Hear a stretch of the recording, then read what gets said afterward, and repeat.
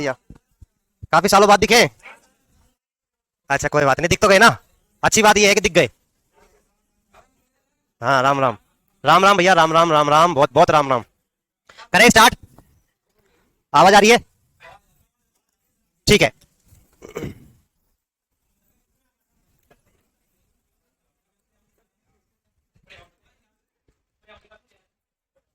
हाँ भाई, इतिहास या हिस्ट्री, ठीक है, एक नया सब्जेक्ट आज अपन स्टार्ट कर रहे हैं। ठीक है, इतिहास का अर्थ होता क्या है? अगर बेसिकली अपन देखें तो इतिहास का अर्थ होता है, इतिहास जो वर्ड है इति है आस, ठीक है, इस वर्ड से मिलकर के बनाया आपका इतिहास, जिसका अर्थ होता है इतिहास का ऐसा निश्चित रूप से हुआ है, ऐसा निश्चित रूप से हुआ है। ठीक है, इधर देखना, एक वर्ड आता है आपका हिस्ट्री, जो कि हिस्टोरिया वर्ड से बना है। कौन से वर्ड से बना है? हिस्टोरिया, जो कि ग्रीक भाषा का शब्द है। कौन सा शब्द है? आवाज नहीं करनी है। ग्रीक भाषा का शब्द है। इसका अर्थ क्या होता है हिस्टोरिया का? तो इसका अर्थ होता है खोजबीन, खोजबीन या बुनना। इसका अर्थ क्या होता है? खोजबीन या बुनना। ठीक है, यानी कि मतलब क्या निकला हिस्ट्री का? अगर गौर से समझे अपन इन एक चीज को, जो हिंदी वाला अर्थ है उसका मतलब क्या है? ऐसा निश्चित रूप से हुआ है, यानी कि कोई घटना है जो घटित हो चुकी है और उसकी संभावना क्या है? 100%, यानी निश्चित रूप से वो हुई है। ठीक है, आपके जीवन में भी बहुत सारी घटनाएं ऐसी आती है जो घटित हो जाती है। ठीक है, ऐसे आपके किसी भी देश की सभ्यता संस्कृति को आपको समझना है तो उसके बारे में इतिहास जरूरी होता है, और इतिहास के अंदर बहुत सारी घटनाएं घटित हो चुकी होती है उस देश के अंदर। ठीक है, तो अपन को उस घटनाओं के अंदर उन घटनाओं का क्रमबद्ध अध्ययन करना होता है जिनके हमारे पास में साक्ष्य अवेलेबल हो या सबूत हमारे पास हो।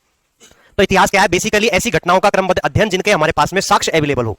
ठीक है, यानी कि वे घटनाएं जिनके सबूत हमारे पास यदि है और उनको अपन ने सीरीज बाय अगर ऑर्डर से लिख लिया है तो आपका इतिहास हो गया।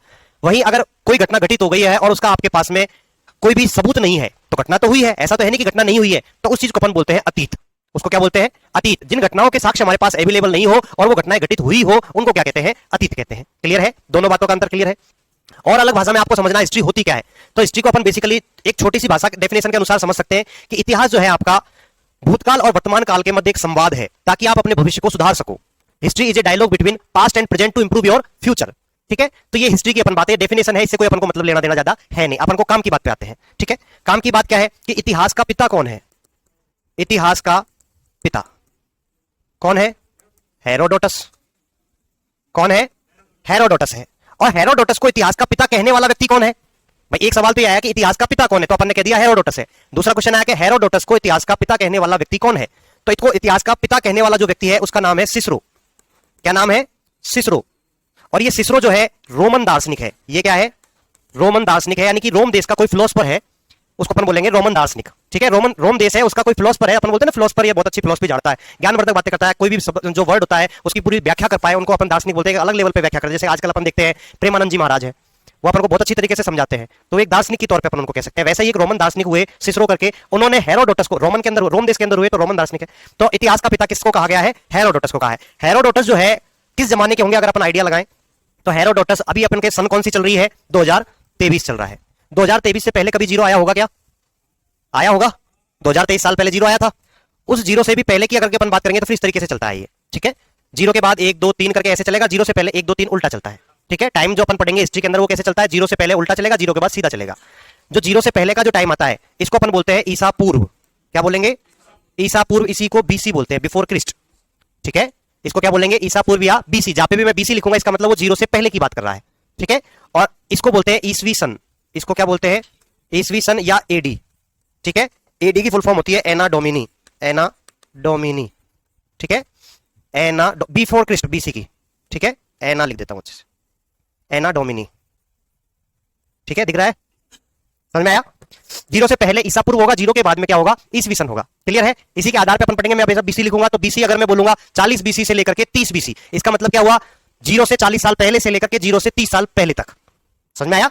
तो ये तो बीसी हो जाएगा, उसको अपन ईसा पूर्व कह लो चाहे बीसी कह लो, एक ही बात है। जीरो के बाद वाली जो तारीख है उसको अपन ईसवी सन कहेंगे, या ईसवी बोल दो, सिर्फ सिंपल सा, अभी 2023 ईसवी चल रहा है। ठीक है, तो ये बातें हैं। तो इतिहास का पिता समझ में आ गया, हेरोडोटस है, और इतिहास का पिता कहने वाला व्यक्ति भी समझ में आ गया। अब बात कर रहे हैं अपन ने यहाँ पे सबूतों की बात करी। किसकी बात करी? साक्ष्य की बात करी। तो भाई साक्ष्य अपन को किस प्रकार मिलेंगे? साक्ष्य होते क्या है? किन चीजों को अपन साक्ष्य मान करके चलेंगे? तो साक्ष्य बहुत सारे प्रकार के हो सकते हैं। जैसे अगर अपन बात करें कोई पुराने जमाने की अपन को कोई चीज पड़ी मिल जाए, ठीक है, पुरातात्विक अवशेष जिनको अपन बोलते हैं।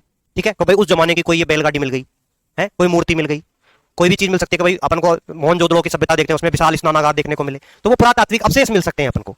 दूसरा अपन को और क्या मिल सकता है, तो अपन को अभिलेख मिल सकते हैं। अभिलेख क्या होते हैं, किसी चट्टानों के ऊपर, किसी लोहे की पट्टी के ऊपर, किसी तांबे की पट्टी के ऊपर, या किसी दीवार के ऊपर, ठीक है, या किसी खंभे के ऊपर किसी ने कोई लेख लिखवा दिया हो, उसको कहते हैं अभिलेख। और किसी राजा की प्रशंसा में यदि कोई अभिलेख लिखाया जाता है तो उसको प्रशस्ति कहा जाता है। किसी राजा की प्रशंसा के अंदर यदि कोई अभिलेख लिखाया जा रहा है उसको तो बोलेंगे प्रशस्ति। और अगर वैसे नॉर्मल बात की जानकारी लिखी हुई है तो उसको अभिलेख बोलेंगे। स्तंभ के ऊपर लिखा दिया तो स्तंभ लेख बोल देंगे, चट्टानों के ऊपर लिखा दिया तो शिलालेख बोल देंगे। जो लेख लिख रखा है वो वाली बात है, उसको अभिलेख कहते हैं। क्लियर है? और क्या हो सकता है, तो और अपन को जानकारी मिल सकती है सबूतों के तौर पे कि कोई उस जमाने का कोई साहित्यकार रहा हो, इतिहासकार रहा हो, उसने कुछ जानकारियां लिख दी हो अपने लिए।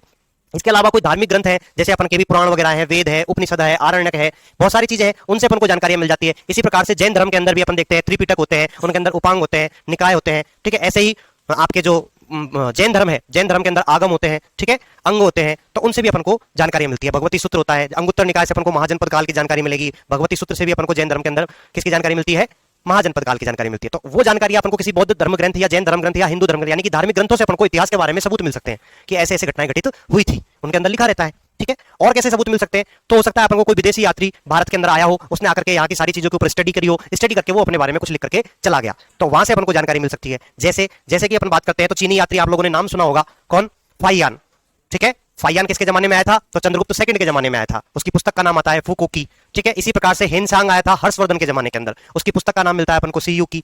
इसी प्रकार से चंद्रगुप्त मौर्य के जमाने में कौन आया था, मेगास्थनीज, उसकी पुस्तक का नाम मिलता है इंडिका। इसी प्रकार से मोहम्मद बिन तुगलक के जमाने में आएगा इब्ने बतूता, ठीक है, जिनकी पुस्तक रहला या सफरनामा मिलती है। तो ऐसे विदेशी यात्रियों के बहुत सारे विवरण अपन को मिलते हैं, घबराना नहीं है, जितने भी मैंने नाम बोले हैं जहां पे आएंगे वहां पे लिखवा दिए जाएंगे, ठीक है।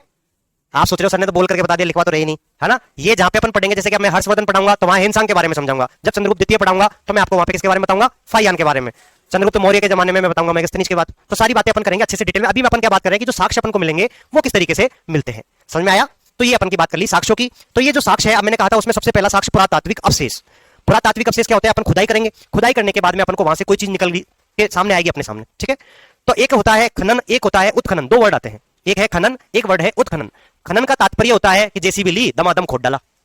उत्खनन का अर्थ होता है कि अपन को लगा कि यार इस जगह पे कोई ना कोई यहाँ पे पुरानी चीज दबी हो सकती है, कोई खजाना हो सकता है, कोई भी चीज मिल सकती है, तो अपन क्या करेंगे, उसको बहुत प्यार से, धीरे धीरे, आराम आराम से, आहिस्ता आहिस्ता, ब्रुश, छोटी छोटी औजारों से उसकी खुदाई करेंगे। तभी तो पता चला, जैसे मोहनजोदड़ो के अंदर अपन को मिले सिड्डियां मिलती है, तो वो सिड्डियों का पता कैसे लगा, सिड्डियों का पता ऐसे लगा कि जहां पे सिड्डियां बनी हुई है वो मिट्टी ज्यादा कठोर है, और जहां पे जैसे सिड्डियां जो होती है वो कैसी होती है, कुछ कुछ ऐसे ही तो होती है, ऐसी होती है सिड्डियां। तो यहाँ पे इसको कठोर लगा तो इन्होंने कटाई छोड़ दिया, फिर यहाँ पे इनको नरम लगा, नरम लगा तो इन्होंने इस वाली लेयर को हटा दिया मिट्टी की को, ठीक है। फिर एकदम से इनको यहाँ पे कठोर लगा तो इन्होंने छोड़ दिया, यहाँ पे कठोर लगा तो यहाँ छोड़ दिया, तो ये वाला एरिया निकल के बाहर आ गया। फिर ऐसे इनको यहाँ पे लगा, ये वाला एरिया निकल के बाहर आ गया, पूरी पूरी मिट्टी। तो ऐसे इनको पता लगा ये तो यार सिड्डी सी बनती जा रही है, तभी तो पता लगा, नहीं तो जेसीबी से खोद डालते तो क्या पता चलता सिड्डी है क्या है, नहीं चला। तो उसको कहा जाता है उत्खनन। क्या कहा जाता है, उत्खनन। तो भारत के अंदर इसका कार्य को कौन करेगा, पुरातात्विक वैज्ञानिक करेंगे। उत्खनन कार्य कौन करेगा, पुरातात्विक वैज्ञानिक करेंगे। तो भारत में पुरातत्व विज्ञान का जनक जिसे कहा जाता है, भारत में पुरातत्व विज्ञान का जनक किसे कहा जाता है, तो अलेक्जेंडर को कहा जाता है। किसको कहा जाता है, अलेक्जेंडर कनिंघम, अलेक्जेंडर कनिंघम को कहा जाता है। किसको कहा जाता है, अलेक्जेंडर कनिंघम को। तो भाई सवाल आया, सर अलेक्जेंडर कनिंघम ने ऐसा क्या कर दिया जिसकी वजह से इसको भारतीय पुरातत्व विज्ञान का जनक कहते हैं, आया सवाल दिमाग में। तो इसने क्या किया था, 1861 की बात है। कब की बात है, 1861 के अंदर इसने एक विभाग की स्थापना करी थी। उस विभाग का नाम है भारतीय पुरातत्व सर्वेक्षण, पुरातत्व सर्वेक्षण, भारतीय पुरातत्व सर्वेक्षण। भारतीय पुरातत्व सर्वेक्षण अगर अंग्रेजी में बोले तो ASI, archaeological survey of India. चल रही है ना अभी बातें, चल रही है क्या, कहां पे चल रही है, काशी विश्वनाथ मंदिर कॉरिडोर में ASI को परमिशन दी गई है अभी उसके सर्वेक्षण के लिए, मस्जिद के लिए, ठीक है। ज्ञानवापी मामला चल रहा है ना, उसके अंदर ASI वर्ड आप सुनते हो क्या, नहीं सुनते हो, ASI को दिया, ASI को दिया है। वो ASI एक डिपार्टमेंट है, ASI क्या है, डिपार्टमेंट है, जिसका काम क्या है, पुराने जमानों की चीजों से रिलेटेड कोई भी चीज उसको तरीके से खुदाई करना, उत्खनन करना, प्यार मोहब्बत से उसको बारे में पता करना, ठीक है। तो वो सारी बातें हैं इसके अंदर आती है। तो इस डिपार्टमेंट की स्थापना करने वाला जो व्यक्ति था, उस व्यक्ति का नाम है अलेक्जेंडर कनिंघम। इस वजह से इस विभाग ने बहुत सारी खुदाई करवाई फिर पूरे भारत के अंदर। इस वजह से इस विभाग का जो सर्वोच्च लीडर है, जो अध्यक्ष रहेगा, जिसने इस विभाग को बनाया है, उसी को अपन क्या बोलेंगे, भारतीय पुरातत्व विज्ञान का जनक बोलेंगे। बोलेंगे कि नहीं बोलेंगे, बोलेंगे ना। अगर बात करते हैं नई संसद भवन का निर्माण किसने करवाया, तो अपन कहते हैं मोदी ने करवाया, बोलते हैं कि नहीं बोलते हैं। तो नई संसद भवन का निर्माण किसने करवाया, मोदी ने। हालांकि वो थोड़ी करवा रहा है, वहां पे तो मजदूर वगैरह इंजीनियर वगैरह कर रहे हैं, लेकिन नाम उसका हो गया। वैसे ही खुदाई ये थोड़ी कर रहा है, खुदाई और लोग कर रहे हैं, लेकिन नाम इसका होगा क्योंकि इसने इस डिपार्टमेंट को बनाया है। क्लियर है क्या, हाँ ये बात आ गई समझ में। इसकी इंग्लिश लिखनी है क्या, आर्कियोलॉजिकल सर्वे ऑफ इंडिया, ठीक है। तो एक बार तो आप लोग ये, हाँ इसकी पुस्तक और लिख सकते हो। अलेक्जेंडर कनिंघम की पुस्तक का नाम आता है भारत का प्राचीन भूगोल, भारत का प्राचीन भूगोल। एक बार दिमाग में आ रहा होगा, सर ये आदमी नाम अंग्रेज जैसा लग रहा है, इसने ऐसी कैसी पुस्तक लिख दी, भारत का प्राचीन भूगोल है। तो इस पुस्तक का नाम है the ancient geography of India, वो हिंदी में लिख दिया मैंने, ठीक है, एंशियंट ज्योग्राफी ऑफ इंडिया, ठीक है, ancient geography of India, Bharat का प्राचीन भूगोल। तो इसने इंग्लिश में लिखी है, अपन ने इसका हिंदी में अर्थ लिख के दिखा दिया है, ठीक है। इसी प्रकार से जो आपके हेरोडोटस है, हेरोडोटस की भी एक पुस्तक आती है, इनकी पुस्तक का नाम है हिस्टोरिका, इनकी पुस्तक का नाम क्या है, हिस्टोरिका। एक बार नोट करो, फिर आगे चलते हैं।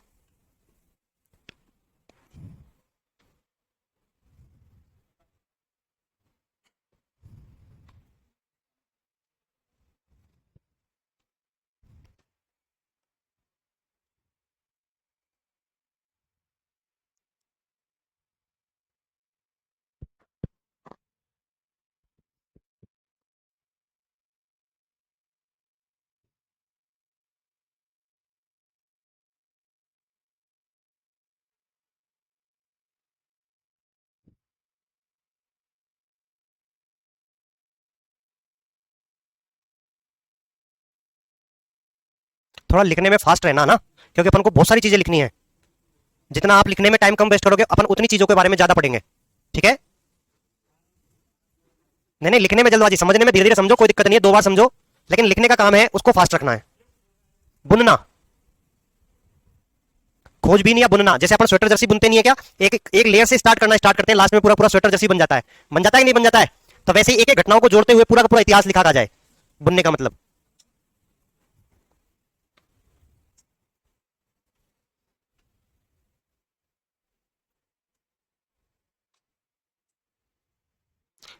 अरे ये ऊपर वाला नहीं भी लिखोगे, ये लिख लो, बस काम चल जाएगा।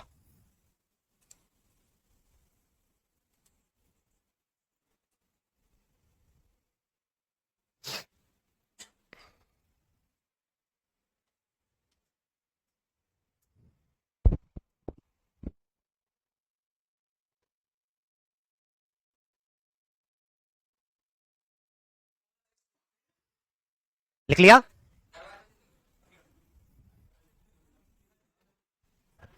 हम्म, पीछे कुछ नहीं है बेटा, इतिहास का पिता हेरोडोटस है, कहने वाला सिसरो है, पुस्तक हिस्टोरिका है, 3 बातें लिखनी है बस।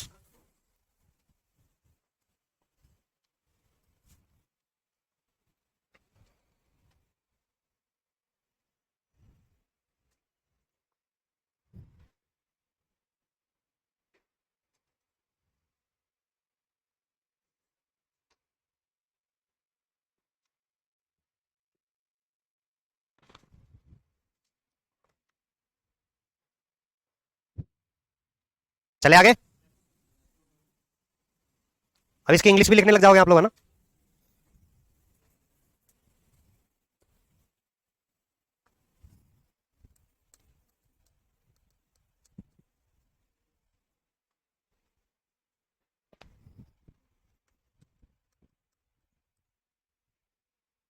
ठीक है, ये विभाग है, डिपार्टमेंट है, भारतीय पुरातत्व सर्वेक्षण, है ना। स्थापना से रिलेटेड ये वाला जो सन है, इसको भी याद रखना है, ये पूछ ली जाती है आपसे, है ना, 1861 के अंदर।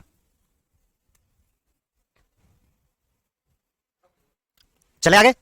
हाँ, अब देखो, जैसे इतिहास को पढ़ेंगे अपन, वो क्रम अपन देख लेते हैं, किस तरीके से अपना इतिहास पढ़ने वाले हैं।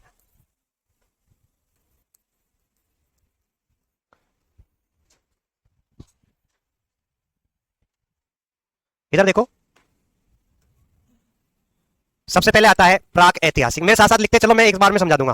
प्राक ऐतिहासिक, सेकंड है आद ऐतिहासिक, एक बार लिखते चलो, फिर मैं समझा दूंगा। आद ऐतिहासिक और ऐतिहासिक।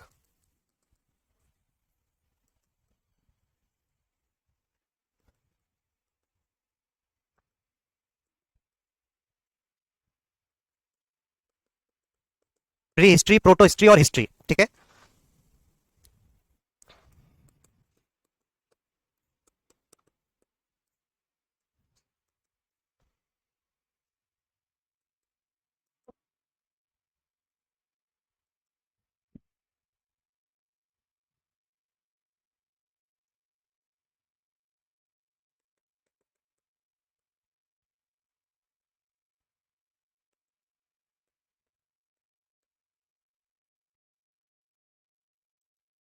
मैं समझा दूंगा, एक बार लिख लो बस।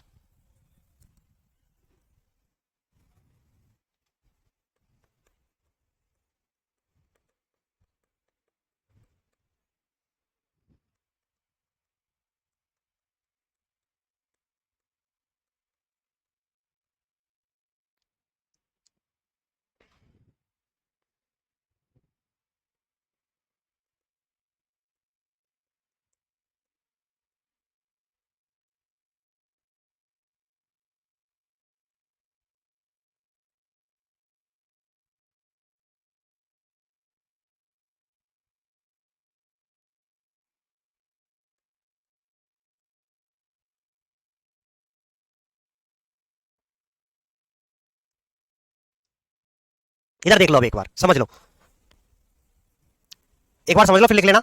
इतिहास को अपन ने 3 पार्ट में डिवाइड किया है। कितने पार्ट में किया है? 3 पार्ट में। पहला है प्राक ऐतिहासिक, दूसरा आद ऐतिहासिक और तीसरा है ऐतिहासिक। आप पूछोगे सर कि हमने तो जो हिस्ट्री पढ़ी है वो ऐसी पढ़ी है, प्राचीन इतिहास, मध्यकालीन इतिहास और आधुनिक इतिहास, ये आप अलग ही कौन सी पढ़ा रहे हो आज? है सही बात है ना?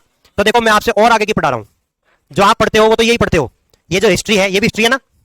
इस हिस्ट्री के अंदर तो अपन पढ़ते हैं प्राचीन काल, मध्यकाल और आधुनिक काल।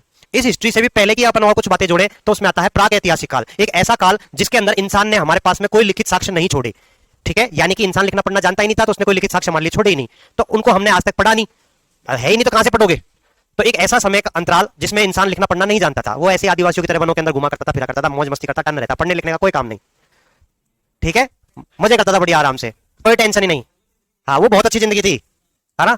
दूसरे नंबर पे आता है आद ऐतिहासिक काल, एक ऐसा समय अंतराल जिसके अंदर इंसान लिखना पढ़ना तो जानता था, उसने हमारे लिए लिखित साक्ष्य छोड़े हैं। इस टिक का मतलब क्या है? लिखित साक्ष्य छोड़े हैं, लेकिन उन लिखित साक्ष्यों को हम पढ़ नहीं पाए, हमारे समझ में नहीं आई उनकी गणित कि उन्होंने लिखा क्या है। कल को अगर आप लोगों के सामने वो तमिल की इनकी भाषा लेकर के आपके समझ में आएगी क्या? नहीं आएगी। तो वैसे इन लोगों ने जो कोई भाषा जानते थे, पढ़ते थे, लिखते थे, वो भाषा हमारे आज तक समझ में नहीं आई। तो एक ऐसा समय अंतराल जिसमें इंसान लिखना पढ़ना जानता था, लेकिन उसके द्वारा लिखी हुई चीजों को हम आज तक समझ नहीं पाए, उस काल को बोलते हैं आद ऐतिहासिक काल। क्लियर है? तीसरा है ऐतिहासिक काल, एक ऐसा समय अंतराल जिसके अंदर इंसान बढ़िया तरीके से लिखना पढ़ना जानता था और उसने जो चीज हमारे लिए लिख करके छोड़ गया वो हमने अच्छे से पढ़ ली, समझ ली, कोई दिक्कत वाली बात नहीं है। तो ऐसा काल कौन सा है? ऐतिहासिक काल है। इसी ऐतिहासिक काल को अपन 3 पार्ट में पढ़ते हैं, प्राचीन, मध्यकालीन और आधुनिक। प्राचीन काल में अपन पढ़ते हैं जिसमें हिंदू राजा हुए। प्राचीन में क्या पढ़ेंगे? जिसके अंदर राजा कौन से हुए? हिंदू शासक हुए। मध्यकालीन में पढ़ेंगे जिसमें मुस्लिम शासक हुए। ठीक है, और आधुनिक में पढ़ेंगे अपन अंग्रेज। क्लियर है? सिंपल सी बातें। ठीक है, बात करते हैं सर, ये बात तो हमारे समझ में आ गई, और क्या मतलब है इनका? तो ये तो अपन ने डिवाइडेशन किया था लिखित सबूतों के आधार पे कि भाई अपन को मिले हैं, जो उनके आधार पे कि अपन ने पढ़ा कि नहीं पढ़ा। ठीक है, एक धनी के जज की क्या नहीं, मैं तो ऐसे नहीं करूं, मैं तो अपने हिसाब से करूंगा। उसने क्या कहा कि मैं तो धातु के आधार पर वर्गीकरण करना चाहता हूं कि इंसान इस समय पे जिस धातु का इस्तेमाल करता था वो कौन कौन सी धातु का इस्तेमाल करता था, उसके आधार पर वर्गीकरण करना चाहता हूं। तो वो व्यक्ति कौन था? तो उस व्यक्ति का नाम है क्रिश्चियन थॉमसन। नाम क्या है? Christian Thompson. क्रिश्चियन थॉमसन ने क्या करा है? धातु के आधार पर वर्गीकरण किया है। किसके आधार पर किया है? धातु के आधार पर वर्गीकरण, धातु के आधार पर किसने किया है? क्रिश्चियन थॉमसन ने। कैसे किया है? कि इंसान सबसे पहले भाटे का इस्तेमाल करता था, इसलिए पाषाण काल हो गया। फिर तांबा धातु का इस्तेमाल करता था, पाषाण काल के अंदर ही ताम्र काल शामिल किया जाता है। ठीक है, इंसान ने जिस धातु का सबसे पहले उपयोग किया वो कौन सी धातु है? तांबा है। इंसान ने जिस धातु का सर्वप्रथम उपयोग किया कौन सी है? तांबा है। इसके बाद में आता है कांस्य। तांबा और टिन मिलकर के कांसा बनता है। कांसा एक मिश्र धातु होती है। ठीक है, तांबा जो आपका राजस्थान में खेतरी जगह पड़ती है वहां से लिया जाता था, और टिन जो है अफगानिस्तान से लिया जाता था। तो तांबा और टिन मिलाकर के इन्होंने कांसा धातु बनाया, जो कि सिंधु घाटी सभ्यता का जो काल आएगा उसके अंदर अपन देखते हैं। वैदिक सभ्यता के अंदर अपन देखते हैं लोह काल आएगा, यानी कि लोहा इस्तेमाल होने लग जाता है। उसके बाद में अपन इसको और फर्दर डिवाइड कर सकते हैं कि लोहे के बाद में प्लास्टिक एज आ जाती है, यानी कि इंसान प्लास्टिक का इस्तेमाल करने लग गया। आजकल डिजिटल एरा चल रहा है, यानी कि इंसान आजकल तो ब्लूटूथ तो ये चलता है ना सिस्टम, वीडियो कॉलिंग वगैरह, है ना। तो वो डिजिटल युग आ गया। ठीक है, तो वो सारे जितने भी युग आएंगे वो सारे इसी में आएंगे। ठीक है, हाँ। तो अगर टाइम ड्यूरेशन की अपन बात करें कि भाई ये जो काल है इसको अपन किस तरीके से बांटे, तो पाषाण काल जो होगा वो 25 लाख से लेकर के 3000 बीसी तक का है। सबसे बड़ा है, सबसे कम सबूत है, सबसे छोटा है। पढ़ने की दृष्टि से सबसे छोटा है, टाइम की दृष्टि से सबसे बड़ा है। ठीक है, 25 लाख बीसी से लेकर के 3000, और ये तो देखो 1750 या 1700 मान लो, ये कोई एग्जैक्ट नहीं होता है फिगर, ये 2400 से 1700 भी मिल सकता है आपको। ठीक है, तो 1700 से लेकर के 2400 अपन मान करके चले तो 300 400 लगभग 700 वर्ष का टाइम ड्यूरेशन है, जिसमें अपन पूरी सिंधु घाटी सभ्यता पढ़ेंगे। ठीक है, और बस जाता है 1500 बीसी से लेकर के आज तक का जो टाइम ड्यूरेशन है वो सारा आधुनिक इतिहास में आएगा। क्लियर है? एक बार लिखो,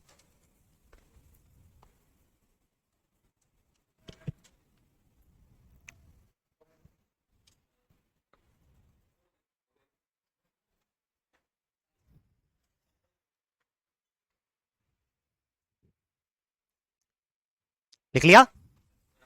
ठीक है, अब सबसे पहले अपन देख लेते हैं पाषाण काल। सबसे पहले कौन सा है? पाषाण काल। पाषाण काल को फिर से अपन 3 पार्ट में पढ़ेंगे। कितने पार्ट में पढ़ेंगे? 3 पार्ट में। पहला आएगा पूरा पाषाण काल, पूरा पाषाण काल, साथ साथ में लिखते चला करो। मध्य पाषाण काल, मध्य पाषाण काल, और तीसरा है नव पाषाण काल। टाइम अगर लिखना है आपको तो लिख सकते हो 25 लाख बीसी से लेकर के 10,000 बीसी। सीमा इधर का इतिहास पढ़ेंगे। 10,000 बीसी से 5,000 बीसी तक, 5,000 बीसी से 3,000 बीसी तक। ठीक है, तो सबसे पहले आता है आपका पूरा पाषाण काल। पूरा पाषाण काल। पूरा पाषाण काल के अंदर जो इंसान था, वो आदमी जो था वो खूंखार था। कैसा था? खूंखार, बर्बर, जंगली। बर्बर वही, ये एक ही बात है तीनों, ठीक है, तीनों एक ही बात है। खूंखार कोई बर्बर कहते हैं, बर्बर प्रजाति का कहते हैं ना, तुम लोग हो ना बर्बर, है नहीं हो क्या? इसके अलावा इंसान कैसा था? खाद्य संग्राही। खाद्य संग्राही का मतलब क्या है? खाद्य संग्राही का मतलब है कि जो इंसान था उसके पास सोने का भंडार हो और एक तरफ भोजन का भंडार हो, तो वो भोजन को इकट्ठा करेगा, सोने को इकट्ठा नहीं करेगा। ठीक है, आप लोग तो सोने की तरफ जाओगे, है ना? हाँ, तो ये बेचारा खाने पीने की चीजों को इकट्ठा करता था। ठीक है, और क्या बात करते हैं कि ये जो वस्त्र पहनता था वो वस्त्र छाल या खाल के होते थे, छाल या खाल से। स्टार्टिंग में तो वस्त्र भी नहीं पहनता था, बाद में पहनने लगा। ठीक है, कैसा है? कंदरा एवं गुफा। ठीक है? एक साथ नहीं रहते थे तो मैंने इसमें कहां लिखा? सामुदायिक निवास। तो मैंने कहा इसका आवास, आवास मतलब ये कहां रहता था? तो ये गुफाओं के अंदर रहता था। इसमें मैंने कब कहा कि पूरी टोली की टोली बना करके रह रहा है? अरे इधर देख, इधर लिखा है कहीं पे? हाँ, वो अभी बताएंगे। इधर देखो, आप सुनो, देखो एक बात और, इंसान का जो जन्म हुआ है, अपन बात करते हैं कि मानव जो जाति है, भाई मानव जाति का कहीं ना कहीं पे से तो आदमी बना होगा ना, आदमी कहीं ना कहीं पे बना होगा, जन्म लिया होगा। तो आदि मानव का सबसे प्राचीन अपन को जो कंकाल प्राप्त होता है, मतलब सबसे पुराना आदि मानव का, ठीक है, वो अपन को मिलता है दक्षिण अफ्रीका से। कहां से मिलता है? दक्षिण अफ्रीका से। तो यहां पे मैं लिख सकता हूं आदि मानव का सबसे प्राचीन कंकाल। आदि मानव का सबसे प्राचीन कंकाल, इसमें दो क्वेश्चन बनते हैं, एक तो है विश्व में, एक है भारत में। इसमें कितने क्वेश्चन बनते हैं? दो क्वेश्चन। विश्व में तो कहां से प्राप्त हुआ? तो विश्व में प्राप्त होता है दक्षिण अफ्रीका से, दक्षिण अफ्रीका में भी नाइजीरिया से। दक्षिण अफ्रीका महाद्वीप के अंदर नाइजीरिया एक देश है, वहां से प्राप्त हुआ है। भारत में अगर बात करें तो भारत में जो प्राप्त हुआ है ये हथनोरा जगह पड़ती है नर्मदा घाटी में।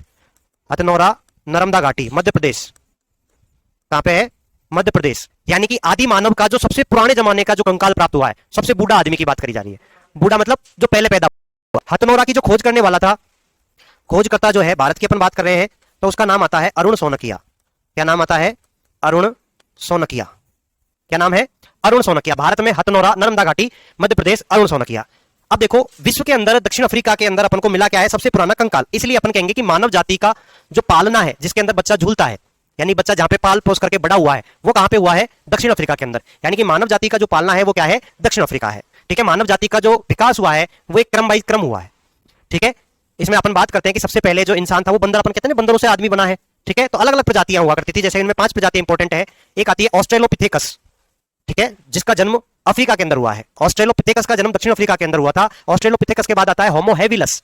ठीक है, होमो हेविलस। ये दोनों प्रजातियां दक्षिण अफ्रीका के अंदर ही रही, दक्षिण अफ्रीका के अंदर इनका विकास हुआ, दक्षिण अफ्रीका में ही आगे बढ़े। ठीक है, इसके बाद में तीसरी जनजाति आती है होमो इरेक्टस। होमो इरेक्टस जो थी वो दक्षिण अफ्रीका को क्रॉस करके फिर बाहर निकली, यानी कि दक्षिण अफ्रीका से निकल करके और महाद्वीपों में वो गई, जैसे एशिया में गई, ऑस्ट्रेलिया गई, अमेरिका गई। और भाई एक जगह थोड़ी रुकेगा इंसान, धीरे धीरे जैसे जैसे उसकी आबादी बढ़ेगी। ये ऐसा नहीं है कि एक ही इंसान जा रहा है, इसका मतलब है उनकी पूरी की पूरी प्रजाति जो है काफी लंबे समय में, 25 लाख से लेकर के अपन इतने टाइम की बात कर रहे हैं 10,000 तक की, इतने टाइम ड्यूरेशन के अंदर वो लोग आगे गए। ऐसा तो नहीं कि एक जना पैदा हुआ वही घूम करके आ गया अफ्रीका, अफ्रीका सारे सब जगह से घूम करके एशिया से घूमा। उनकी कोई पोता पड़पोता नाती कोता जो भी है वो गए होंगे बाद में। ठीक है ना, तो अपन देखते हैं कि मानव जाति का जो पालना है वो तो अफ्रीका है, लेकिन मानव जो सभ्य होता है, जहां पे वो पढ़ना लिखना सीखता है, सारी चीजों की जानकारी मिलती है उसको, वो मानव सभ्यता का जो पालना है वो एशिया महाद्वीप को माना जाता है। किसको माना जाता है? एशिया महाद्वीप। मतलब एशिया महाद्वीप में जब ये आदमी आया उस जमाने में आकर के ये थोड़ा सा ज्यादा पढ़ना लिखना सीखा, सामुदायिकता में रहना सीखा, सारी बातें उसमें आती है। ठीक है, रहन सहन सारी बातें। बात करते हैं होमो इरेक्टस के बाद में एक आता है निएंडरथल। निएंडरथल जो था वो एक ऐसी प्रजाति थी जो छोटे हथियारों का इस्तेमाल करती थी। छोटे हथियार मींस यानी कि वो छोटे शिकार करती है। पहले इंसान बड़े शिकार किया करता था, बाद में उसने छोटे शिकार किए, जैसे मछलियां पकड़ना, कबूतर पकड़ना, ठीक है, खरगोश पकड़ना, ऐसे छोटे हथियार। ठीक है, तो इसी में एक क्वेश्चन और बनता है, आग का आविष्कार।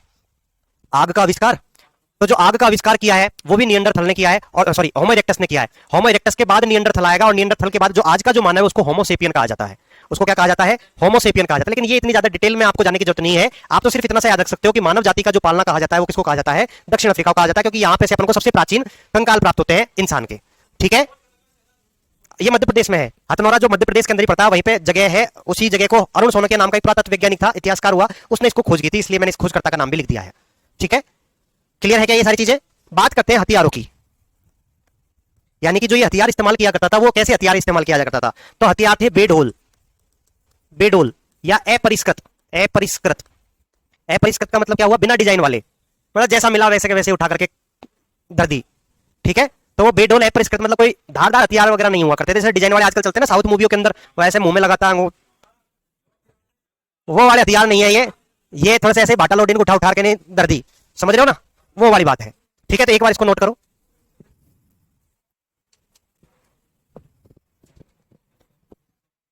समझ में तो आ रहा है क्या?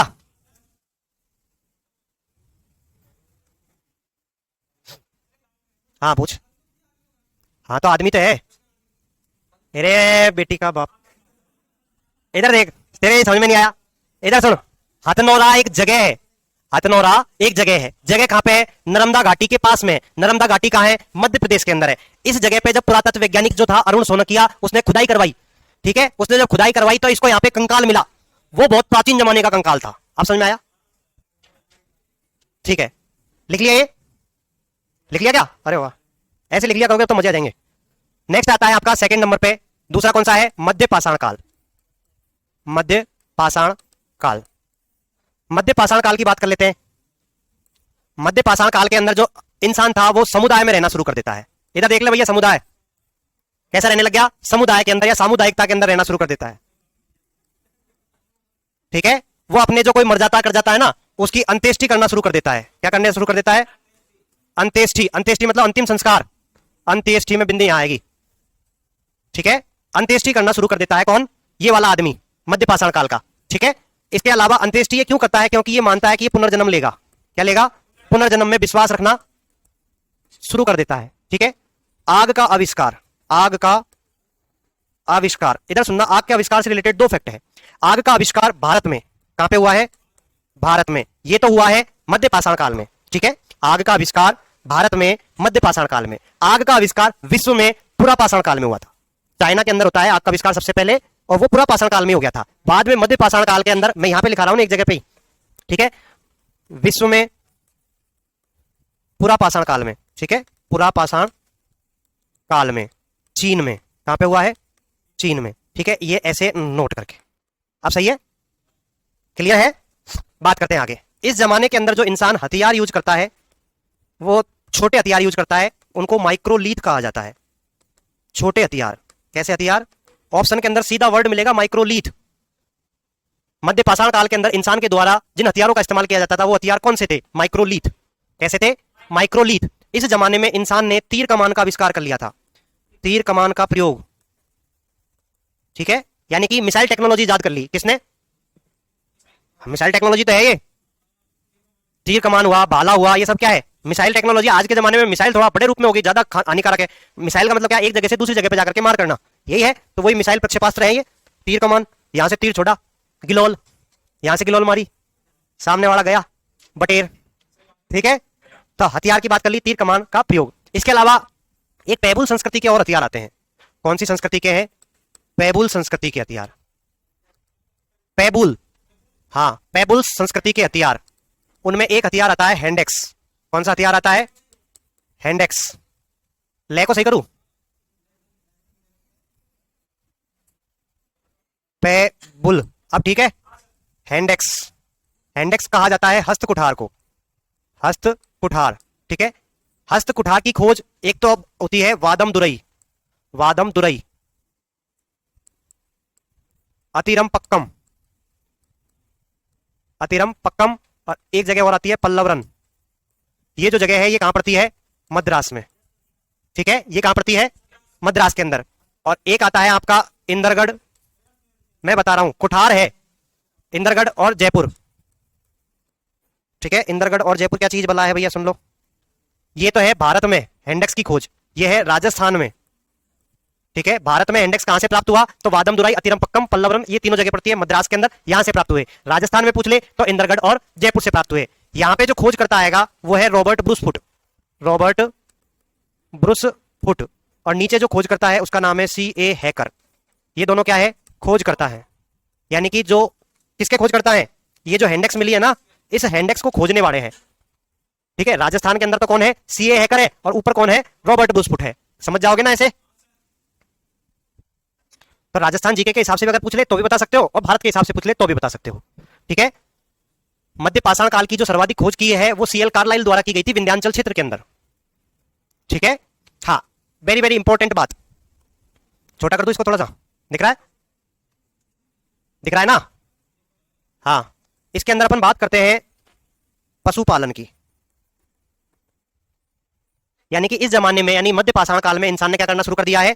पशुपालन शुरू कर दिया है। और पशुपालन जो है, इसके अपन को जो साक्ष्य मिलते हैं वो मिलते हैं आदमगढ़। आदमगढ़ कहां से मिले हैं? आदमगढ़ ये कहां पड़ता है? मध्य प्रदेश के अंदर। आदमगढ़ कहां पे पड़ता है? मध्य प्रदेश के अंदर। और ये कहां पे है? भारत में। ठीक है, अगर आपसे पूछ ले राजस्थान के अंदर, तो बागौर, भीलवाड़ा, भीलवाड़ा ये है राजस्थान में। अब आप लोग पूछोगे सर पशुपालन में कौन सा पशु सबसे पहले पाला? तो कुत्ता था। किसको पाला है? कुत्ते को पाला है। अब क्या पूछ रहा था? आग का उपयोग नव पाषाण काल में आएगा, खोज मध्य पाषाण काल में हो जाती है। पूरा पाषाण काल में परिचित विश्व के अंदर हुए थे, भारत में मध्य पाषाण काल में हुए थे। और कुछ? हाँ, मैंने लिखाया है विश्व के अंदर खोज हो जाती है वो तो पूरा पाषाण काल में हो गया, यानी इंसान परिचित हो गया है। इंसान परिचित हो गया है आग से, कौन से काल में? पूरा पाषाण काल में। लेकिन भारत में जो परिचित हुआ है वो मध्य पाषाण काल में हुआ है। ठीक है, और इंसान ने आग का अच्छे से उपयोग करना जो सीखा है वो नव पाषाण काल में सीखा है। इसका देखो अर्थ ये नहीं है, अच्छे से का मतलब होता है व्यापक पैमाने में। सुनना, देखो मेरी बात सुनो, मेरी बात सुनो। देखो चीजें कैसे होती है। आज से 10-15 साल पीछे चले अपन, आज से 10-15 साल अगर अपन पीछे चले तो अपन को पता चलेगा कि लोग बागों के पास फोन नहीं हुआ करते थे। 20 साल पीछे चल जाए अपन, ज्यादा फोन नहीं हुआ करते थे। हर किसी के पास घर में अगर फोन होता भी था तो किसी एक अमीर आदमी जो हुआ करते थे उनके घर में एक फोन हुआ करता था। यही था। यानी कि खोज तो हो गई है, खोज हो गई है, फोन की खोज हो गई है, घर में पहुंच गया है, कुछ कुछ लोग यूज भी कर रहे हैं। लेकिन व्यापक पैमाने के तौर पे अब यूज हो रहा है फोन। यानी कि एक घर में 5-5 फोन है, सब्जी वाले के पास में भी फोन है, 2-2 3-3 उसके भी घर में सबके पास फोन है। यानी कि कॉमन जो हो गया है वो अब हो गया। तो एक तो कॉमन होना और एक खोज होना, दोनों में अंतर है। आदमी परिचित होना और उसका अच्छे से उपयोग करना व्यापक पैमाने पे, व्यापक पैमाने पे जिसका उपयोग करेगा वो कौन से काल में करेगा? नव पाषाण काल में। आग का आविष्कार अगर किया है तो कहेगा नव पाषाण काल में। ठीक है, मैंने मान ली तेरी बात। तो फिर अंत्येष्टि कैसे कर रहा है मध्य पाषाण काल में? अच्छा ये भी सही है, तो मैं सही ही बोल रहा हूं। ठीक है, अगर आग का आविष्कार की खोज अगर पूछता है आपसे, आग का आविष्कार की खोज कब हुई भारत में, तो मध्य पाषाण काल। आग से इंसान परिचित कौन से काल में हो गया था? तो पूरा पाषाण काल में। आग से परिचित कौन से काल में हो गया? पूरा पाषाण काल में। भारत में आग की खोज से इंसान का परिचित हुआ तो मध्य पाषाण काल में। आग का अच्छे से उपयोग करना कब सीखा? तो नव पाषाण काल में सीखा। बढ़िया था, वफादार था, तेरी तरह नहीं था। ठीक है, तो पशुपालन में कुत्ता। अब एक क्वेश्चन आता है यहीं से, अगर तू ये कह रहा है कुत्ते के ऊपर, तो एक क्वेश्चन मैं यहीं पे आगे लिखा देता हूं, है ना? मानव के साथ कुत्ते को दफनाने के साक्ष्य। मानव के साथ कुत्ते को दफनाने के साक्ष्य। यहां से भी 2 क्वेश्चन बनते हैं। मानव के साथ कुत्ते को दफनाने के साक्ष्य से भी कितने क्वेश्चन बनेंगे? 2। एक आता है बुर्ज होम। बुर्ज होम पड़ता है कश्मीर के अंदर। कहां पड़ता है? कश्मीर में। बुर्ज होम कहां पड़ता है? कश्मीर में। अगर आपसे पूछ ले कि मानव के साथ कुत्ते को दफनाने के सबसे प्राचीनतम साक्ष्य कहां से प्राप्त हुए, तो आपको बताना है बुर्ज होम कश्मीर से। ऐसे के ऐसे सेम टू सेम साक्ष्य अपन को, जो अपन सिंधु घाटी सभ्यता पढ़ते हैं, उस सिंधु घाटी सभ्यता में एक सभ्यता आती है रोपड़ सभ्यता। ठीक है, तो रोपड़ सभ्यता से भी अपन को मानव के साथ कुत्ते को दफनाने के साक्ष्य मिलते हैं। तो ऑप्शन के अंदर सभ्यताएं दे रखी है तो रोपड़ करके आना है, कुछ स्थान विशेष दे रखे हैं तो बुर्ज होम करके आना है। ठीक है, एक दूसरी जगह कहां से मिलती है तो मैं दोनों लिख देता हूं। रोपड़, ये रोपड़ पड़ता है पंजाब में। ठीक है, अगर सभ्यताओं से रोपड़ सभ्यता लिख लेना, रोपड़ सभ्यता। अगर सभ्यता से रिलेटेड अगर क्वेश्चन आ रहा है तो उसमें मानव के साथ कुत्ते को दफनाने के साक्ष्य इसको करना है। अगर आपसे प्राचीनतम साक्ष्य पूछे तो आपको बुर्ज होम करके आना है। ठीक है, इसके बाद और क्लास है? ठीक है, तो बाकी की बात